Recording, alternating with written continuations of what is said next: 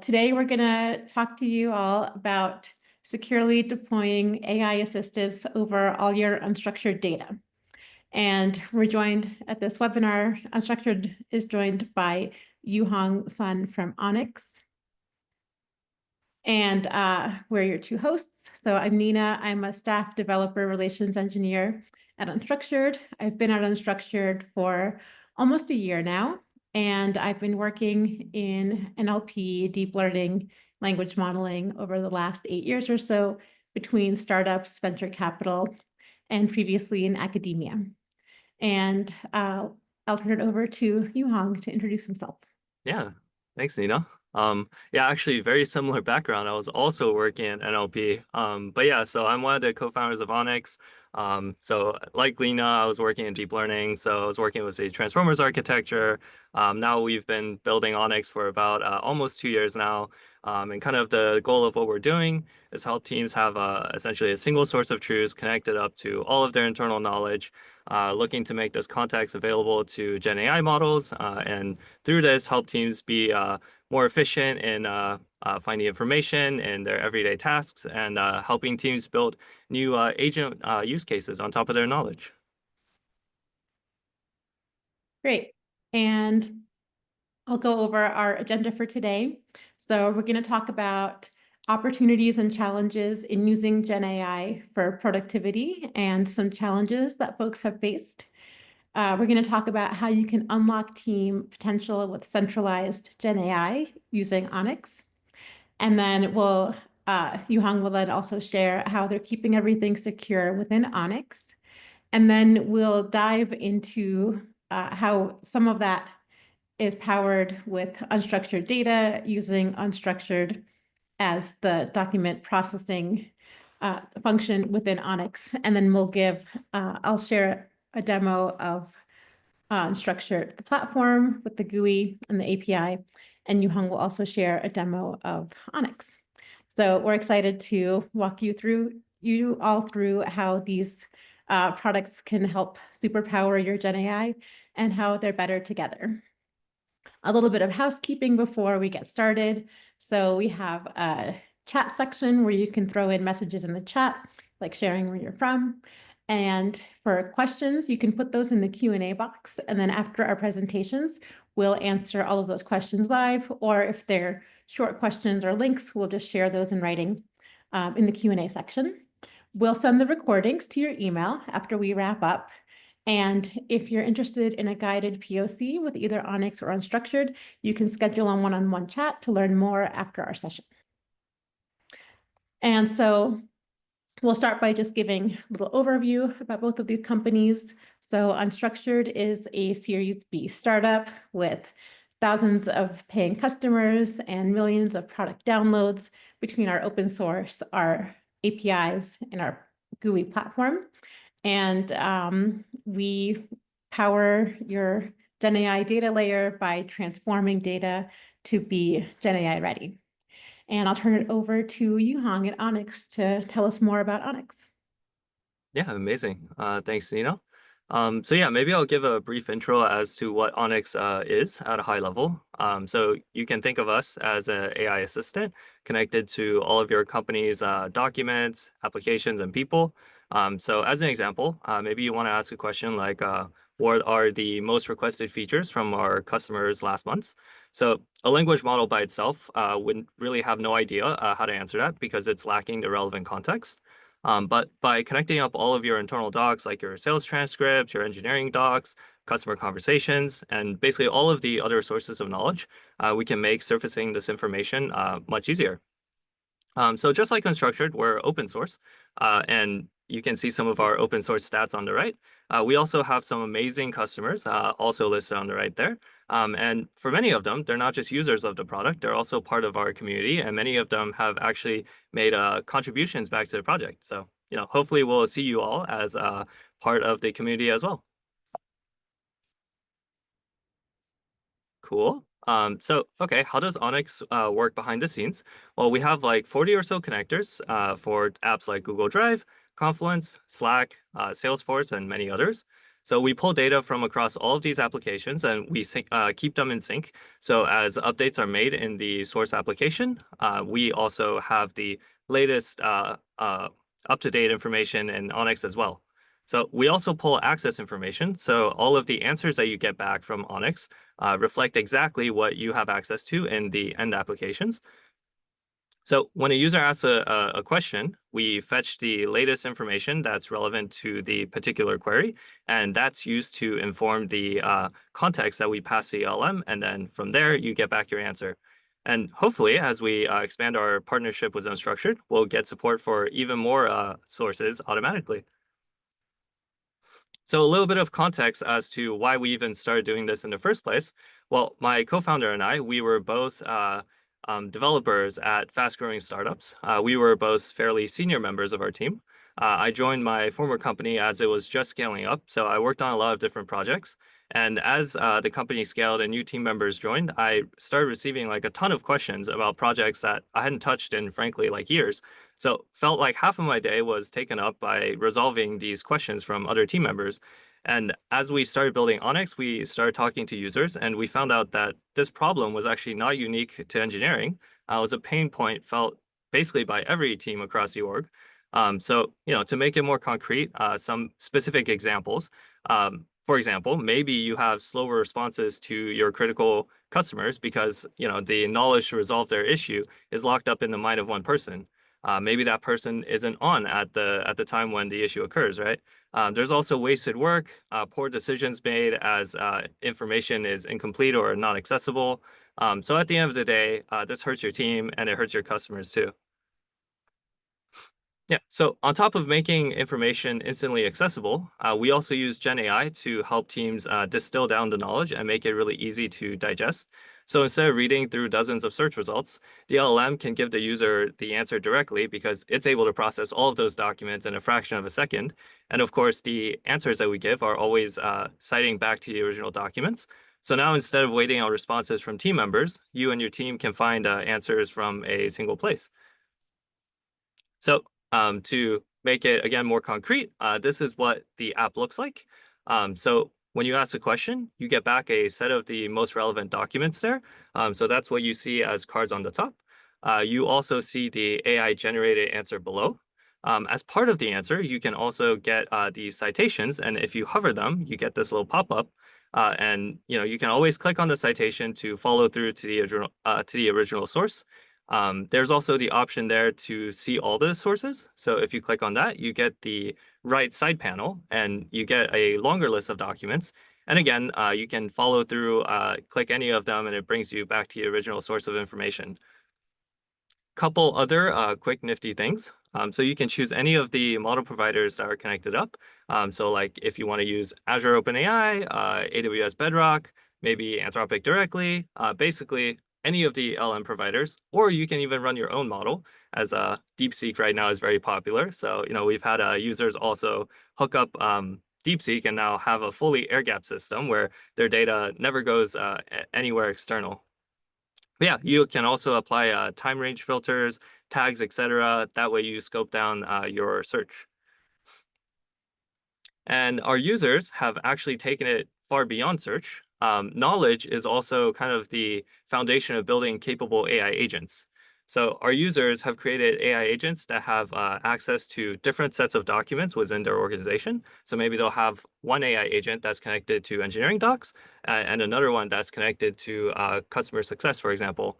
So one of our early customers, Ramp, they built a customer support agent connected up to specifically support runbooks and also a set of actions that the agent can take. And so they've set this out in the wild, and right now it's automatically resolving an absolutely incredible 92% of user tickets. Cool. And now I'd love to just walk you all through a quick demo. You're actually the first people to see this. We haven't even announced it yet. So I guess in some ways this is the announcement. But yeah, this is our new agent search. It's the first research agent for the workplace. So let me just play this video and I'll walk you all through it. We'll pause it here and there as it does go by pretty fast and hoping to give you all a little bit more detail as to what goes on behind the scenes.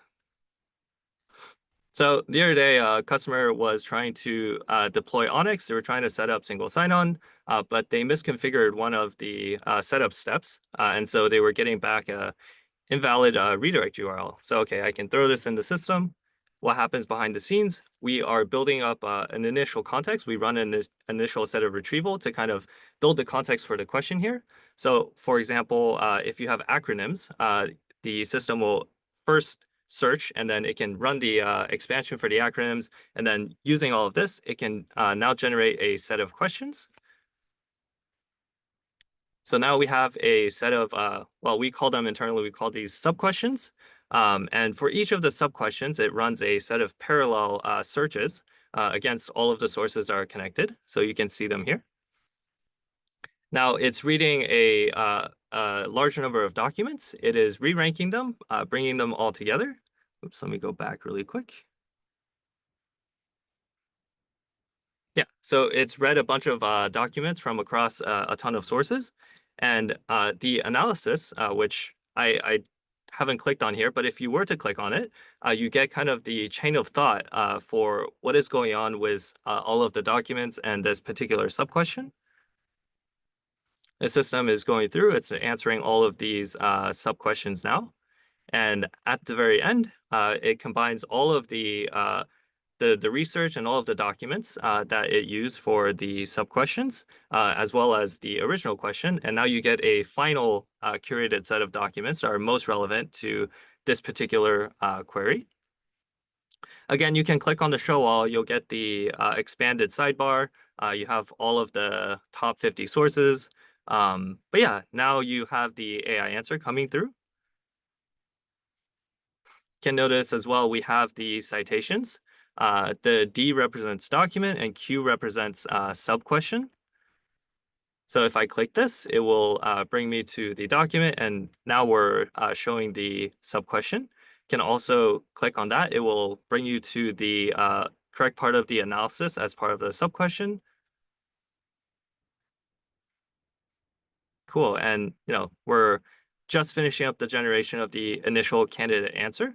And after the initial answer, we actually have the agent reevaluate itself. Hey, have I answered every part of the question? Is there anything more I would like to explore? Here are all the questions I've explored already. Is there anything else I would like to research? Are any of these questions not fully answered? Do I want to run more queries to get even more context? So we can see here, the extracting key concepts is actually named entity recognition. So we pull out all of the interesting entities from basically the entire context so far. We run additional searches, and it's doing additional queries. It's now reevaluating, doing chain of thought over the new set of documents, and then it generates a new answer. And after that's finished, we then compare the two. And if the new revised answer is better, more complete, or has addressed any hallucinations, then we show this option for the user to then see the new refined answer. And as you can see here, it's if you look above, it's done an additional set of sub-questions that it's now used to inform the refined answer. And yeah, so now you get a little bit more, an answer that you have more confidence in. And yeah, this is basically our agent search flow. The benefits are that across a very large corpus, say you have tens of millions or even hundreds of millions of documents, by expanding your question into a larger number of very similar searches, we can get a better retrieval across a larger corpus. It's also very good at disambiguating more complicated questions. And yeah, so excited to see folks try this out. We, again, just released this in the last couple days. But yeah, that's basically it for the demo. Passing it back to Nina. Thanks, Yuhang. Did you want to talk about the security capabilities of Oh, Onyx? yeah. Hang on. Let me do that. Let me flip back to my slides here. Yeah, cool. So some different ways that folks can deploy Onyx. So we are, like I mentioned previously, an open source project. So we're built to be very easy to self-host. We understand that we're connecting up all of your org's internal knowledge and your secret sauce. So a lot of teams are not fully comfortable using a cloud solution. So to that end, we make it very easy to self-host. you can deploy it anywhere. We have containers. So whether it's in your VPC or even on bare metal, we make it very easy to get going. And some teams have taken it so far as to connect up their own LLM, in which case it's fully air-gapped. All of the data gets processed locally, gets stored locally. And then the other option to get started, oh yeah, really quick, here's the GitHub. We also have a quick start guide that's very easy to find from there. The other option is Onyx Cloud. If you want to get started without doing the setup yourself, you can just sign up for our cloud. It's free to try. You don't need to put in your credit card. Also, very easy to get going. Yeah, cool. I think that's it for me. Passing it back to Nina. Thanks, Yuhang. It's really exciting to see the brand new demo of your agentic framework. I've used the previous versions of Onyx before, and they're so easy to deploy and really a seamless way to interact with your company's data.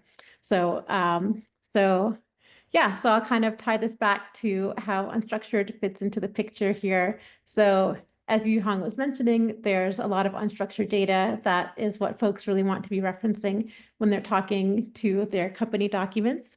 And one of the processing options they provide is via unstructured. And we also have an in-VPC offering in AWS and Azure, again, for those folks that want to host their own, the whole stack themselves. And so, yeah, we've kind of built out the GenAI data layer where we've really made it strong, sturdy enough for production. And we've incorporated a lot of different pipelines. So we really fit kind of in this ETL step between all of your unstructured data, wherever it lives, and then getting it into vector storage or a knowledge graph or elsewhere. And so we have one of our key features is that we have multiple processing pipelines since we run object detection on the data before we start parsing it, so that something like plain text can go into a simpler OCR processing model. Something like a photo can get summarized with a multi-modal LLM, and then there's a choice of table processing models to get tables extracted as text as HTML, so that what you end up at the end of using unstructured is our canonical JSON that's chunked, embedded, and has a ton of metadata. This can include security metadata or other information about when the file was last modified. So this can be really valuable in accessing your documents. So for the overall platform offering for unstructured, you can think of it as grand central station for your unstructured data. So we think about keeping connectors up to date on the source side. We've got 30 plus, and same for destination connectors, another 30 plus there between our products. We're adapting our pipelines to novel data types. We support about, I think, almost 70 different data types, and we add more as they become relevant to GenAI. We manage prompts and uptime for third-party dependencies, making sure we have enough quota for Claude and aren't hitting any rate limits when we're trying to process documents at massive scale and in parallel. We keep adding new chunking strategies, like we have contextual chunking coming out really soon, and we're indexing your destination connectors so that we can help with deduplication there, preserving reading order in the JSON. We've got auto recommenders for embeddings and chunking strategies based on your own data. And this is kind of the orchestration that Unstructured provides in the full package, and it's very customizable. You can use some pieces of it, and if you don't need all of the others, it really is just a kind of a platform on which to build your GenAI applications. And so there's a few different ways that you can consume Unstructured in Onyx. So within Onyx, there's a option to use unstructured by putting in your API key. So in Onyx, the integration is our serverless API, which is an older product since lately we've put out our unstructured platform user interface. And I'll show a demo of that to kind of show what unstructured does overall. We have also an unstructured platform API that we're excited to work with Yuhong and Onyx to update their integration once that's fully baked as well. I'll also be showing a preview of something hot off the presses, our Python SDK for the platform API, and we're working on bringing all of the features there up to speed with what we offered in serverless previously. And so to go over to the demo here, so this is the unstructured platform. And when you get to the start page, there's a lot of information there to help you get started. There's videos, documentation, and links to our community Slack. And to start using it, you could go and set up your connectors. So you would go to set up a new connector, and for your source or destination, select the type of connector that you want to set up. And for example, we can look at one that I've set up before. As an example, for an S3 source connector, you just put in your URL, your AWS key, and your secret key, and that's super easy. So you really need kind of the minimal information to get started. And then we'll just go on to setting up a workflow. So we'll just do a new workflow, select build it with me, and here's my demo workflow. And so I've got an S3 bucket with the US Constitution in a PDF and an AWS destination, just to show kind of how you could do an integration once we have the local connector in there. The documentation, the Constitution is pretty straightforward. So we're just using a basic workflow that extracts the text pretty cleanly. And then once we've set it up, here's my new workflow, and I hit run, and it's running here in my jobs page. And we'll take a look at that when it's done in about a minute. In the meantime, that's kind of what our overall platform does, is process these files. And then we also have a platform API. So this documentation is not even live yet. We're waiting. I think we'll have this out in the next day or so, where we've just got a Python SDK for our platform API. And so after a few pip installs, you can do the same things I just showed you, setting up connectors, workflows, and initiating jobs programmatically. So you just grab your API key, and then you can just do different functions around the connectors. You can list them, you can get a connector, you can create a connector, and you would just, have your API key and the configuration settings there that are going to be connector specific. And you could also use curl or postman. And then for the workflows, you could create a workflow programmatically if that was a better fit for an integration compared to the platform. And then we can go back to our job here. So that finished running, and it shows you the different steps that it went through. So you can see that it grabbed the file from S3, it was partitioned, it was chunked, it was embedded, and then we've got one structured file in our destination. And it's funny, the scale here really doesn't show well when I do a demo of just one file, because I've run like 1,000+ files with our VLM partitioner in half an hour compared to this one file in 1 minute. So we're really running a lot of files concurrently when you initiate a job. And then these workflows are highly customizable. So in this demo here, I had my source, partition, chunk, and embed. Let's say I want to add extra steps. I can add an enrichment. I can add an image description, table to HTML, add named entity recognition via custom prompting, and modify the different settings in the chunking, the contextual chunking. Sorry, I see this in my demo within Unstructured. You guys won't see this yet if you're using the platform, because we haven't released it yet, but it's coming very soon. So you can modify all your different settings, swap out your embedding provider, swap out the partitioner, and different settings there. Or you can really simplify it. You can get rid of a bunch of steps and just kind of use the core partitioning from step to step. So, so really you can use unstructured in the way that best fits your needs. So yeah, I think that's it for my demo, and we can switch over to Q&A, and we have a little bit of info here on how you can get started with Onyx or unstructured.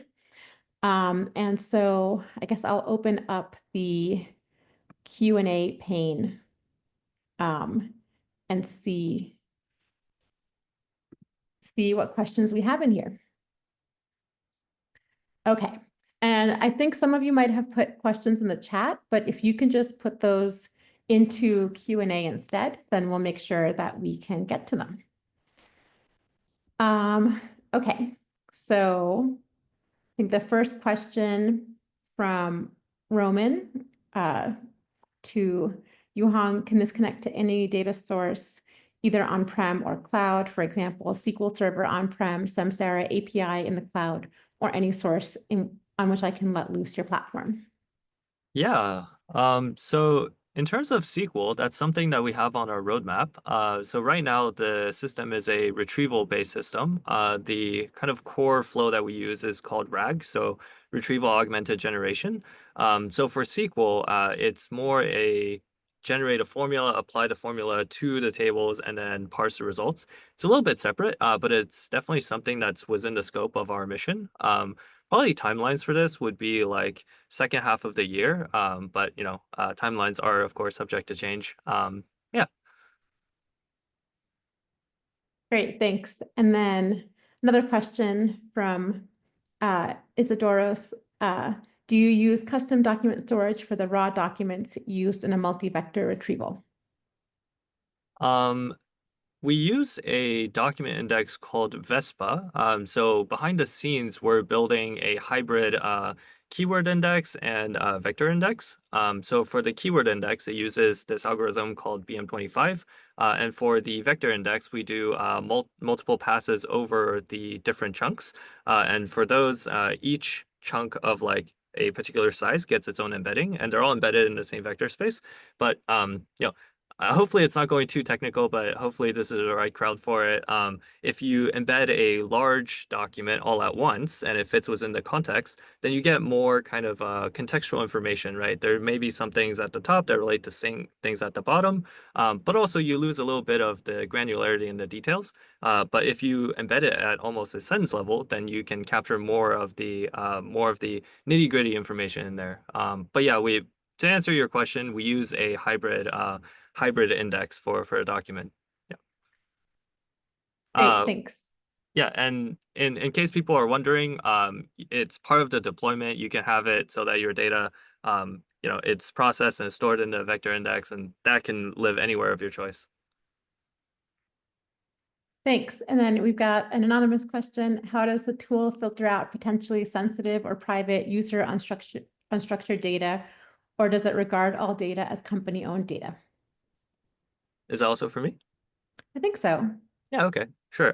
Yeah, so as one of the benefits of open source, it's very easy to customize the system. So a lot of our users have kind of added in their own rules for which, during the indexing, let's say, which sources have specific rules to say, like, if a document contains like a mention of any particular usernames, don't index that. Or you can even say like, okay, I want to prompt the LLM to anonymize that, call everyone the same name, or just say like, yeah, here's a pattern to replace it with.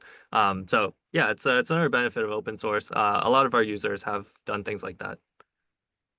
Yeah, I'll also comment on that on the unstructured side. So we have a few things coming in our roadmap in the next month or so. One of that is security metadata that gets passed down. So for example, if you have files in your Google Drive, the accounts that information is shared with will be propagated from that original source in Google Drive all the way to your destination with that metadata included. So that is a way to potentially help filter. And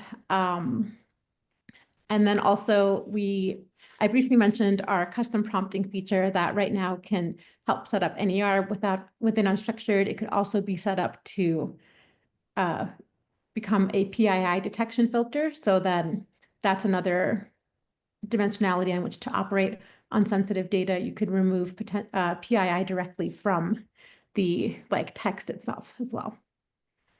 Then we've got a question from Alok. How do you handle conversation / follow-up questions with unstructured data? Do you have a demo for this? Yeah, I assume that's to me.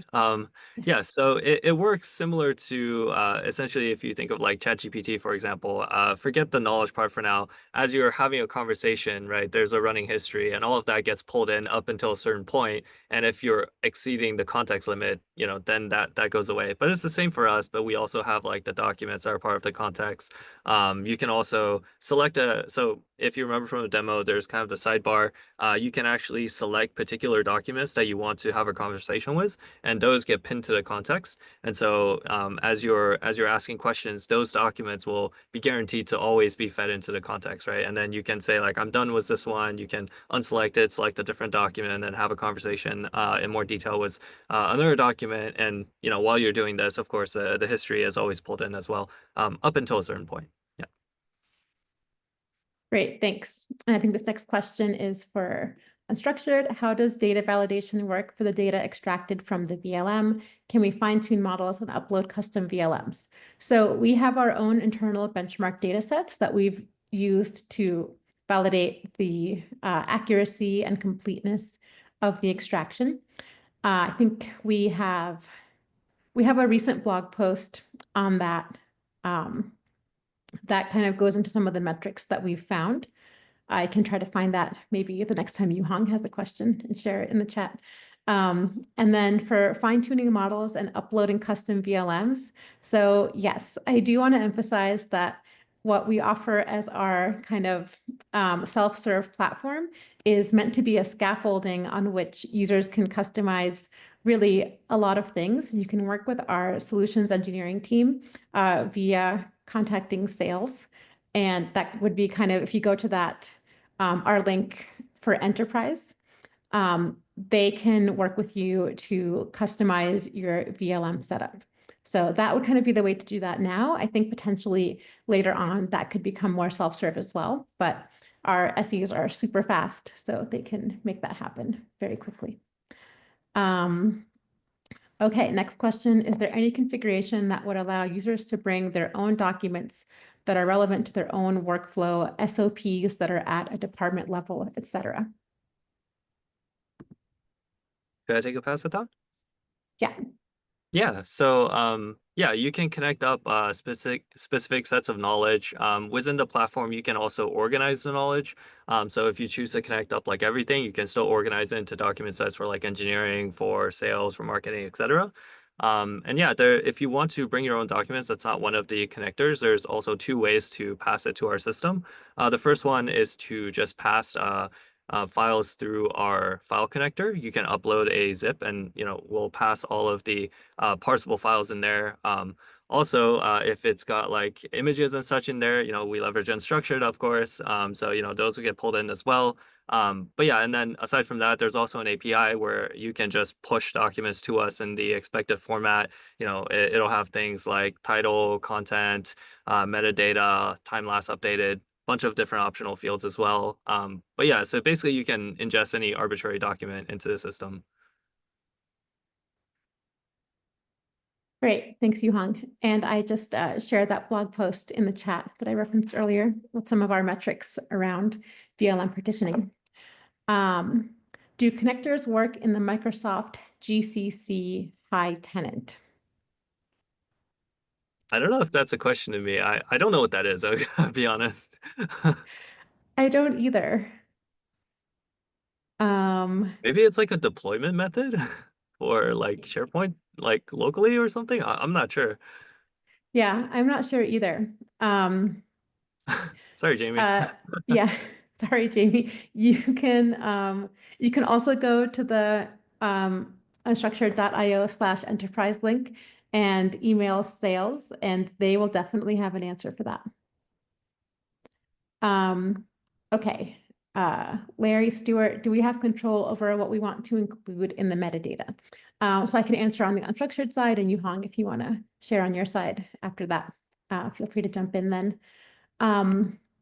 So for unstructured platform, let's see, we have some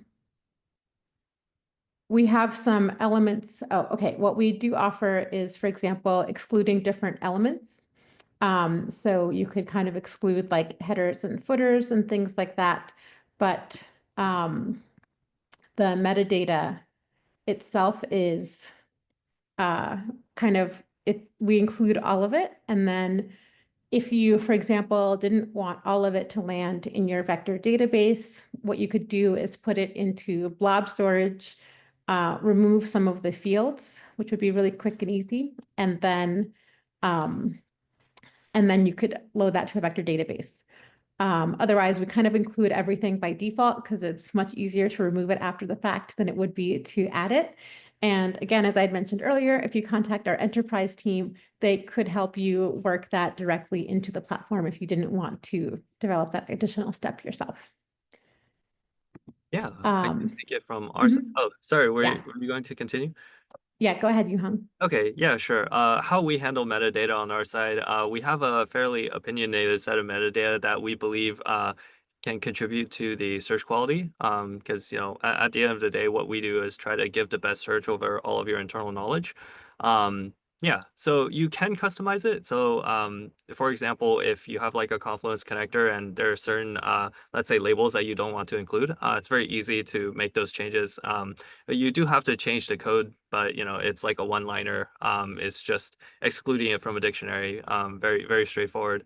But yeah, hopefully the default set of metadata, like for Confluence, it'll include like the space, the author, anyone who's commented, time that the page was last updated, things like that. Hopefully it's a very reasonable set, but yeah, you do have control over it. Again, benefits of open source, right? Yeah. Yeah, great. And then the next question, what exactly is partitioning? Is it a mandatory step? And so, yeah, going back to our partitioner here,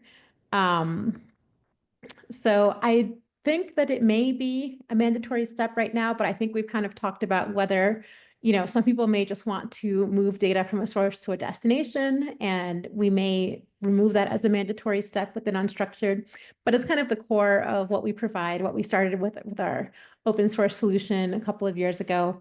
And so partitioning is essentially parsing, and we call it partitioning because we're not just extracting text, we're not just doing OCR or VLM transformation. We're also running object detection. And so we're figuring out what types of elements are in your document. So for example, here's a handy list of them. We are showing you where you have a title, a table, a page break, a footer, an image. So we're really categorizing that document, and then we're partitioning it into organized JSON that tells you what part of the document it was. We're including often the coordinates of where the text originally was. And then we also, for partitioning, offer 3 different strategies. We have FAST, which works well on HTML and other text-based documents. So we have a really fast and inexpensive strategy for that. You really don't want to be throwing a VLM at everything. So that's why we offer multiple strategies. Our high-res strategy is OCR-based, and that works well for simpler PDF files. And then VLM is great for something that's like scanned, handwritten, has a lot of formulas, is really like a very complicated document. Yeah, and then going on to the next step and next question, we have several repositories of docs.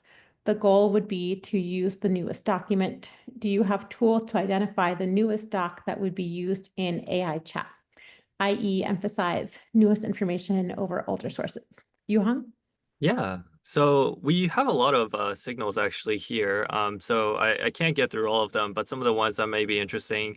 So specifically for this one, there's a time-based decay. So as documents are not updated over like a span of, let's say, 2 years, the score of the document receives a penalty the longer it goes untouched. So if you have multiple versions, then the newer ones naturally get a boost. There's also things like user feedback. So like if users like a document, they interact with it, then the document is more likely to show up in the future. Generally, activity and age in that sense are fairly correlated. The other thing, if you do have duplicate documents and your query is very specific, so we found both versions, let's say, if it's the same document, right, we pull document updates, so there's only the latest version. But if you have like two Google documents, let's say, and one of them is marked like deprecated or whatever, right? We pass all of this information, like the title, the metadata. So the LLM can then help you figure out, oh, this one is literally just a newer version of the other one, and so I should answer it based on this. It will occasionally also call out that like, hey, there's a duplicate information here. You may want to check it against the sources, and then you'll see the citations for both of the versions. That's really neat. Yeah, so many files named like final, final, Yeah, final, final two. yeah, Um, so yeah, and I wanted to mention on the unstructured side, we have a few things coming out later this month that are really helpful overall for identifying the newest files and keeping them up to date in a vector database or other destination. And so we have like event-driven updating, for example, if you add new documents, those would get processed immediately. And then we also are able to, as I kind of showed in our workflow earlier, we're able to select if we, actually now I forgot where that setting went to. It's it's a selection to reprocess all. And so if you're not selecting reprocess all for a source, if you ran it again, it would only update new documents. And then we have this linked in the metadata to the destination. So we are able to update those embeddings. If you add a new file, we're updating only those embeddings and elements in your destination so that you're not getting duplication with new files. Yeah, we have, um, oh, thanks, Paul. Our, our documentation guru, Paul, says it's in the flyout settings menu for the DAG. Yeah, thanks.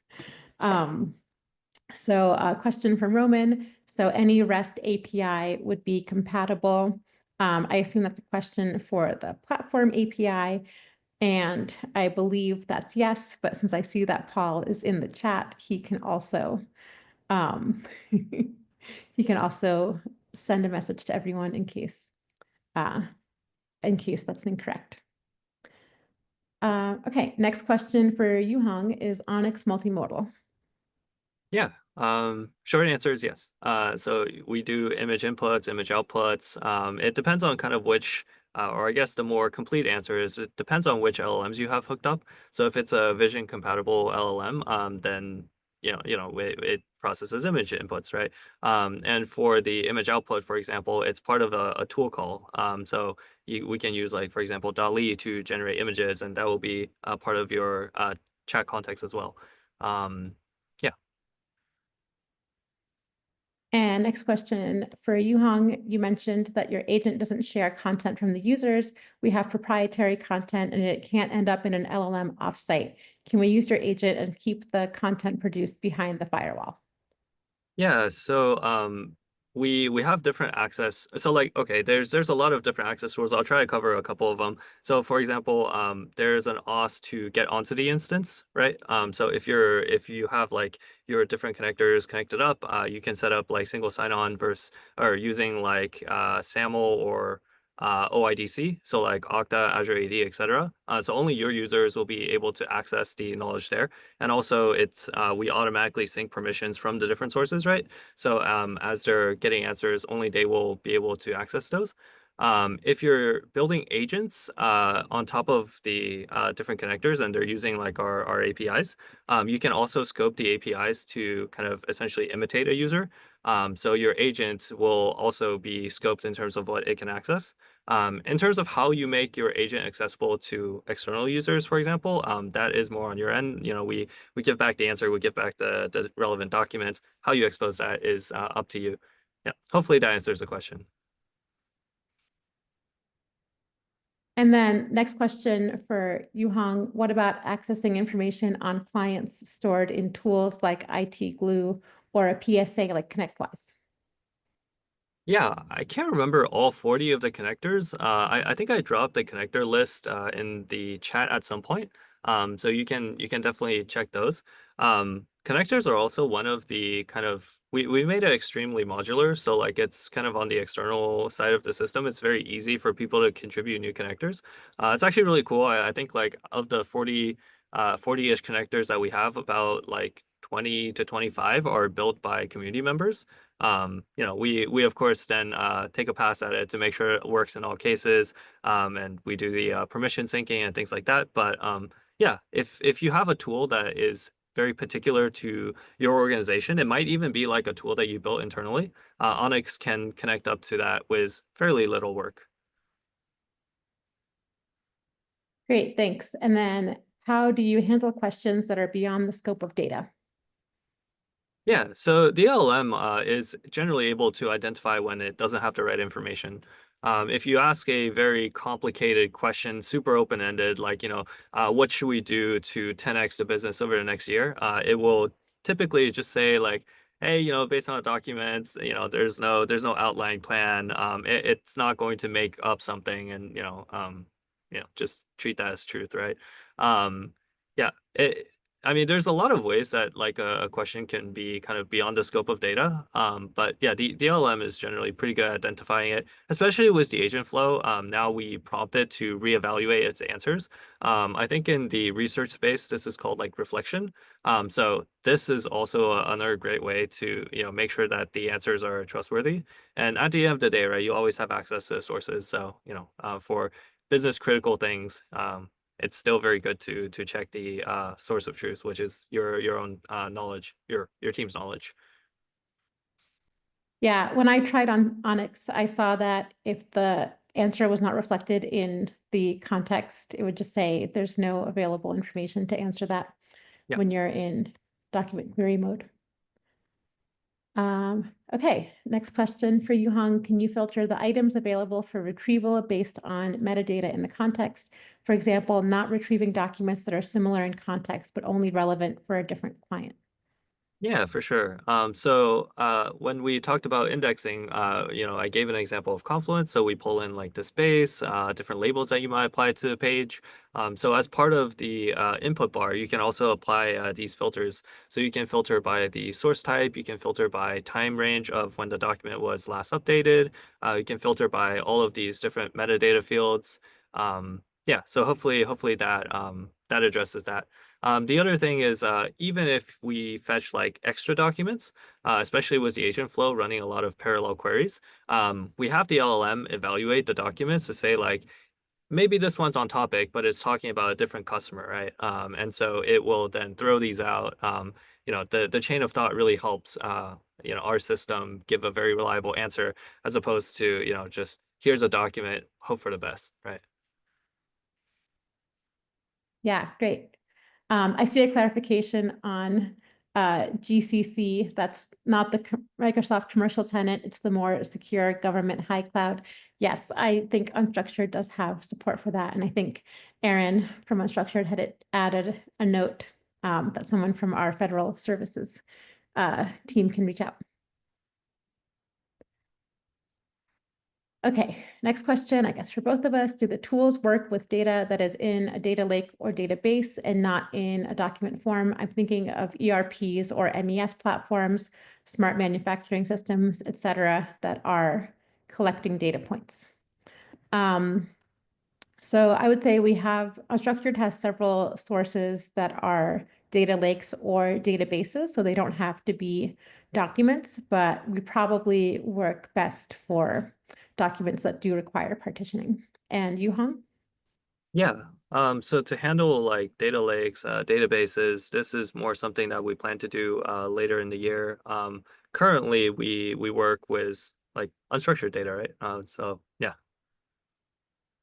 Yeah, so I guess we can help Onyx incorporate those features. Yep. Okay, next question. How can we effectively use metadata to label embeddings with user access rights in our RAG-based solution? Our current approach ensures that if a chunk contains restricted information, those embeddings are excluded from retrieval and the user is notified. Do you offer similar security features? I may have missed this part of the demo. Yeah, I can give a little more color there. I assume that's meant for me, right? Mhm. Yeah, so we pull access permissions from the different sources. This is actually a fairly complicated part of the system. Every external tool, like for example, a Google Drive, it has like shared drives, folders, documents, right? There's like access rules like domain public, global public, similar thing. Maybe like Slack, you have like different channels. Channels can be private, public, right? So yeah, it's definitely a challenge to map all of this to like the users within Onyx. But this is one of the features that we have, right? And this is what makes using Onyx very attractive for organizations rather than building internal RAG applications, right? Because this part again takes a lot of effort to get right.